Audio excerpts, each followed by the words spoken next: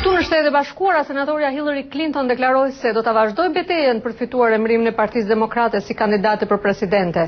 Ajo i bëri komentet mbrëm pas fitores së thellë, por më tepër simbolike që arriti ndaj rivalit të saj Barack Obama në zgjedhjet paraprake të Virginias Perëndimore. Kolegu ynë këtu në Washington, Ilir Ekonomi, po ndjek këto zhvillime interesante. Ilir.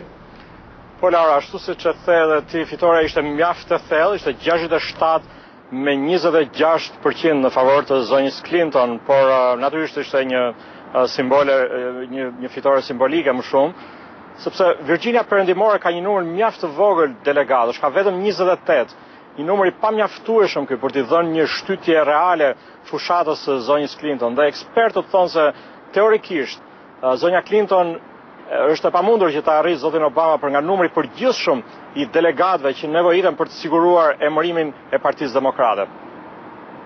Senatorja Hillary Clinton u tha simpatizantëve në kryeqytetin Charleston të Virginias Perëndimore se nuk do të heqë dorë nga betejë për të fituar emërimin demokrat.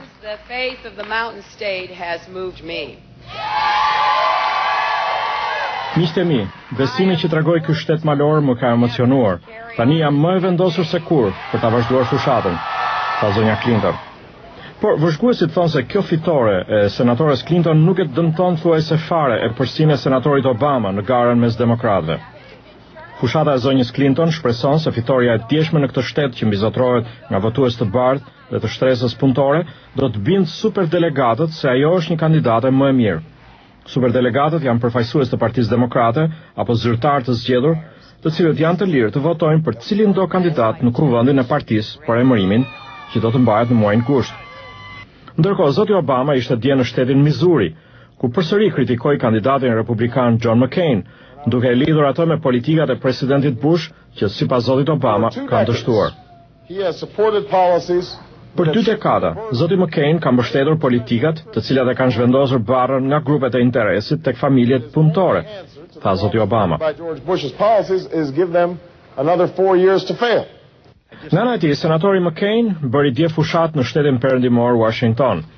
Ai akuzoi senatorët Obama dhe Clinton se janë të vonuar në mbështetjen që i japin luftës për mbrojtjen e mjedisit.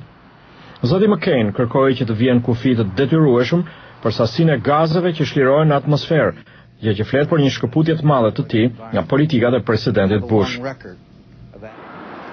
Ilir, është për të shënuar vendosmëria e zonjës Clinton për të qëndruar në garë kur shanset flasin kundër saj. Si shpjegohet kjo vendosmëri e saj?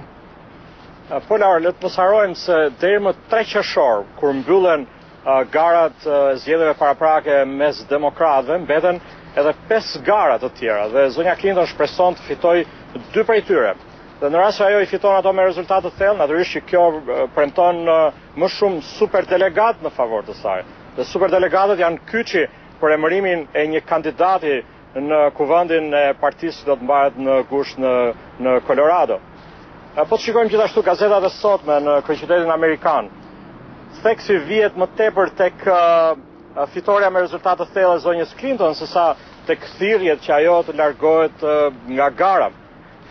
Le të mos harrojmë gjithashtu, Laura, se zonja Clinton shpreson edhe në një faktor tjetër, që zoti Obama të bëjë për shembull një gabim ose një gaf politike, nëse mund ta quajmë kështu, deri në fund të garave. Kështu që këto të gjitha janë kalkulime, janë llogaritje dhe përderisa fituesi nuk është përcaktuar ende, na mbetet të presim. Laura? Presim atëherë, faleminderit Ilir.